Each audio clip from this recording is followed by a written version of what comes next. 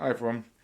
I often get asked how I have converted my Terra lids to accommodate my Habitat reptile radiator to be attached underneath, or any ceramic board that you might have, or anything you need to screw in, and also enough to still allow for ventilation, because you obviously find sometimes this front ventilation with Terra, while it's good, it's not brilliant.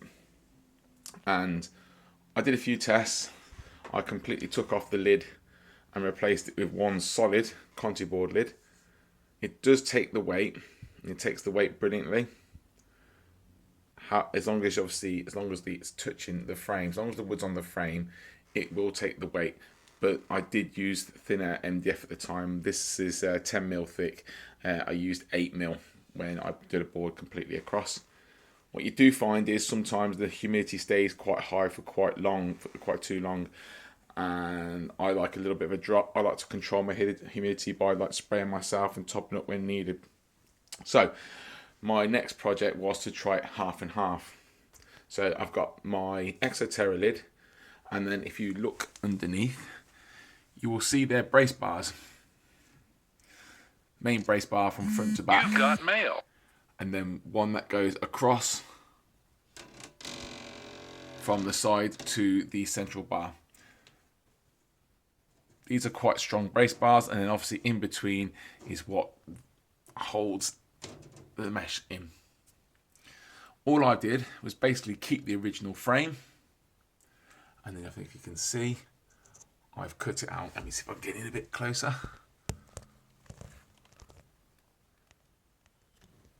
See if I can focus. Yeah, there you go. So you can see what I've done. I have just cut it with a fine saw just there. And I've done the same on the other side. And then that has left a hold. Let's see if I can show you. It's still quite heavy. The reptile radiator's attached to it. It's a bit difficult to get off. You have to sort of lift it off completely up. You can't sort of lift it as a pendulum, because I don't have a lot of room with the reptile radiator around. But you get my gist. There is about, I would say, there's at least an inch or two, at least a 2-inch gap. So that there then keeps the, it helps keep some of the humidity in, but honestly this side allows some out. Now if you're getting too much of a drop, you can compensate for this by doing what most Terra owners do, and they put like a piece of glass or a piece of acrylic inside and just place it down. So you've got your vent, and then but it's covered with clear acrylic. I've used polystyrene in the past. I've used glass. I've used plastic sheeting. You can get black corrugated plastic, so it looks like cardboard, and that sits in there. But what you've got to remember is, if you're cutting off the complete circulation of air, you run the risk of stagnant air in there. So if you're going to cover it up completely, what I would suggest is that you put some vents in. Maybe like do a circle hole, drill a circle hole, and put normal vents in that you'd get normally in the back of a wooden vivarium. Put 1 or 2 of them in, so you're allowing that circulation of air to come out.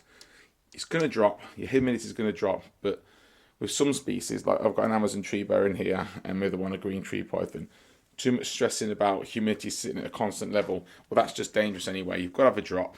It drops in the wild, sits in above about 50-60%. It's dropped now a little bit if you have a look. Now I've opened the door and it's dropping. That's what it's sitting at, and then as soon as I close it, it'll go back up. But don't forget, this is directly above the vent. So what I'm saying is, you can seal it off if you want, but you run the risk of creating stagnant air.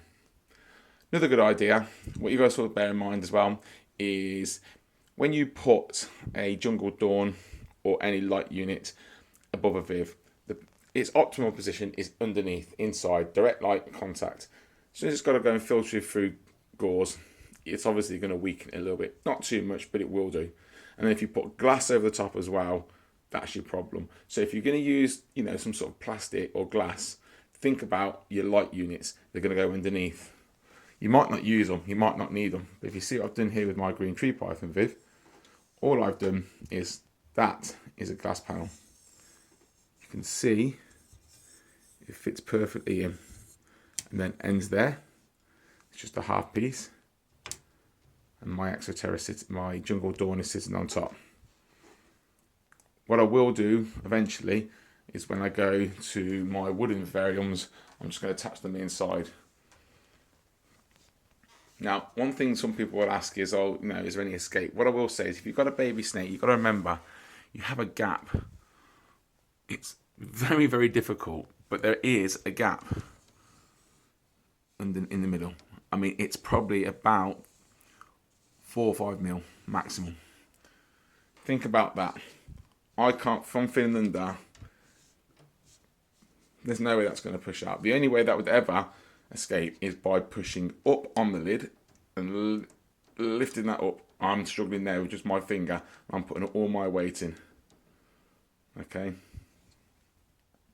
So the one thing I do find with the exos when you do this, if you have the straight board across, is that the weight doesn't sit so much in the middle. When you put it here, be careful. Don't go putting too much on here. Keep it as light as possible, because what you effectively do is you'll weaken this brace bar in the middle. We're not weakening it, you cause it to bend. It doesn't warp, it doesn't stay like that, but it just causes it to bend slightly. And obviously when you want to close your door, that's when you cause yourself the problems. So there it is. Let me find, I'll show you now, look. That fits in. So I've got mine spot on. So there we go. Think about what you're going to do if you want to do this. It's a good idea. It's a way of getting a ceramic heater inside a Terra Viv, and that keeps my vivarium warm enough for my reptiles. Okay.